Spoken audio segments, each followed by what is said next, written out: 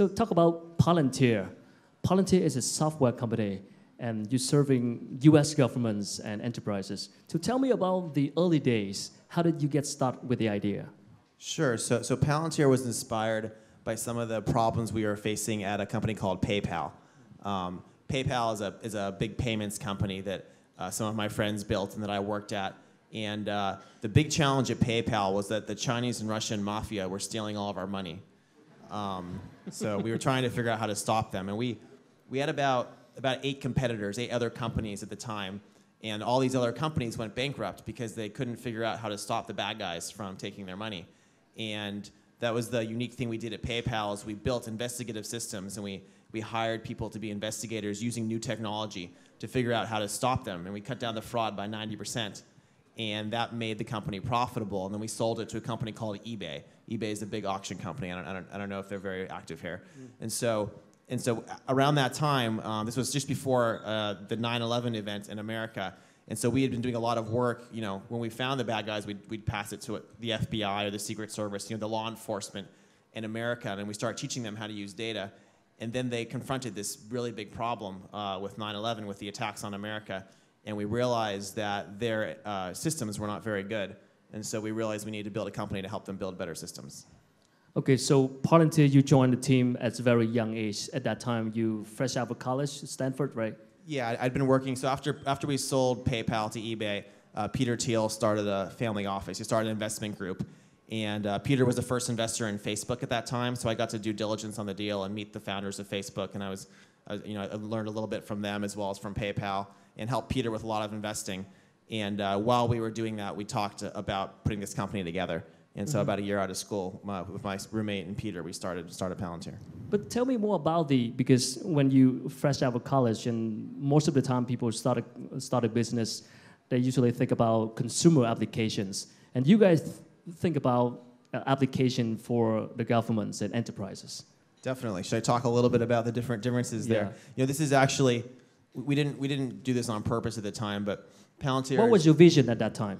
Well, the vision at that time was that one of the most important things to get right in the global intelligence and global defense space was to make sure we empowered them to use data well, but also secured how they were using the data. Because it's very dangerous when you give a government the power to use all of your data, which is very scary to us in the West. So in the West, a lot of us are what you call civil libertarians. So we like the government to be well run, but we don't always like it to know everything about us because sometimes you get bad guys in the government, and that's very scary. And so the question was, how can we help the government stop the bad guys while also putting systems in place to make sure nobody within the government was doing anything inappropriate? So you have to have systems that watch the watchers.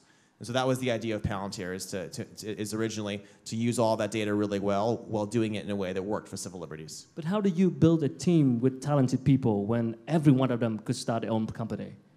Well, so everyone could start their own company. It's actually a really good question. This is a central challenge in Silicon Valley, a central challenge in a lot of other startups. One of our top startup places I work is Israel, and everyone wants to start their own company there too. But the best companies are when you have a set of people early on who have a really important mission and they're able to inspire others to join them. And so instead of starting their own company, everyone gets together. So that's, at Palantir, the first 20 people, I think they each could have started their own companies. But the fact that we all got them to work together, that's why the company was successful, is attracting those kind of people. Well, that's the same answer that we heard many times. You try to share the dream with them and try to, exactly. Persuade and convince them, but how specifically? I think you have to inspire them that what you're working on is the most important thing, and that it's going to be much, much bigger than anyone understands. And I think we are lucky that the types of problems we were working on in the government were very inspiring, and also had very clear applications to other big industries as well. And so people saw, wow, if we do this right, this could be one of the biggest companies in the world. Mm-hmm. And so they're solving a problem they really care about. America had just been attacked, and this is a really important thing to fix. It's a really fun, really hard problem. And it's a little bit like chicken and egg. Once you get the first 5 or 10 people say, wow, those are 10 amazing people, I want to work with them. And it kind of spirals from there, Mm-hmm. Anybody leave? No, actually, we were pretty lucky. It's been about 10 years now. And so, of course, at this point, it's 1,500 people, and so people go and leave. But the first 20, 30 people were all there the first several years. And so that we were very lucky to have that. So Palantir right now is evaluated at about $9 billion US dollars after 9 years of operations. What do you think are the biggest factors that contribute to that success? So there's a lot of things. The strength of the team is the most important. There's a lot of lessons from the consumer wave of companies in terms of what you want to have for a company. You want to have very strong network effects and very strong platform effects. So to talk about those two, basically a network effect means that if there's a certain group of people using it, the next person's more likely to use it. So in consumer, this is very obvious. Facebook has a very strong network effect, right? Because once you get everyone on it, they're kind of stuck, and the next person has to come on to be part of that community. Same with eBay, which is an auction site. Same with LinkedIn. The question is, how do you do that with enterprise companies? And there's actually a lot of different ways of doing that. In the intelligence case, the US and certain allied countries started using it together to share very secured information in very specific ways. And once a few of them were doing that, then the fourth one wants to do it, and the fifth one wants to do it. So now there's over 20 countries doing that.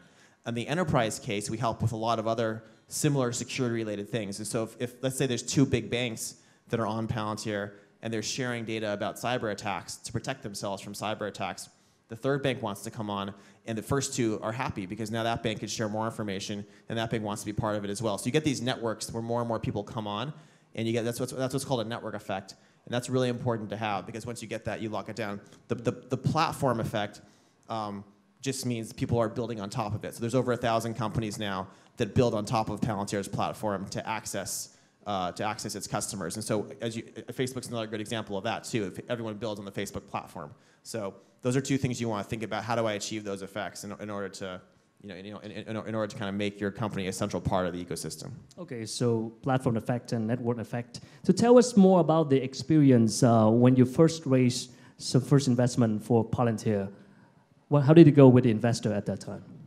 So we were very lucky early on that Peter Thiel was a co-founder, and he was already pretty famous. We basically convinced him to kind of buy into the mission and be part of it. I think for an enterprise company that's working on going after a big industry, you need older people on your team. I think for something like us, like you probably, I don't know if you know Snapchat, the new consumer company, or or any of these other things like Facebook. These are very hard companies to build, but it's possible to build them with a very young team because you don't need to interact that much with the real world. You just need to get something to be viral and take off and grow. If you're building something with a big industry, it's usually a lot more expensive. So there's something called lean startup model. People say, oh, startups are much cheaper to start. I don't think that's necessarily true of something working in a big industry. In a big industry, you're probably going to have to go through, in the US, you have to go through about $20 million. Probably in Vietnam, not that much, but it's a lot of money to go through before you get to success. It takes a few years, it takes a lot of relationships. And so having Peter there early on and having some more senior people around early on was very important in order to get those resources and to attract the right allies. So looking back at the time with Palantir or Adipars, what are some of the moments that you thought you could have done differently? Or some of the mistakes that you made?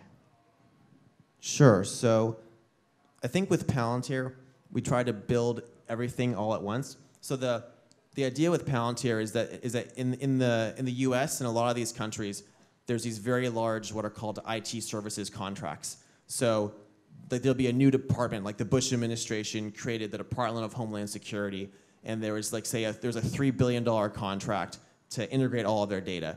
And they gave this contract to Unisys, some random company. And so we looked at about 100 different contracts like this.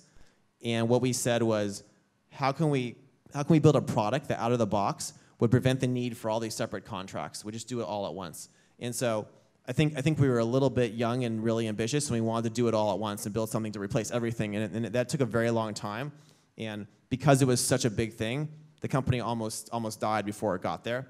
I think with my newer companies, we try to have a lot more intermediate milestones where the product's more useful along the way, as opposed to just going for the big thing right away, because sometimes it's too hard to do all at once.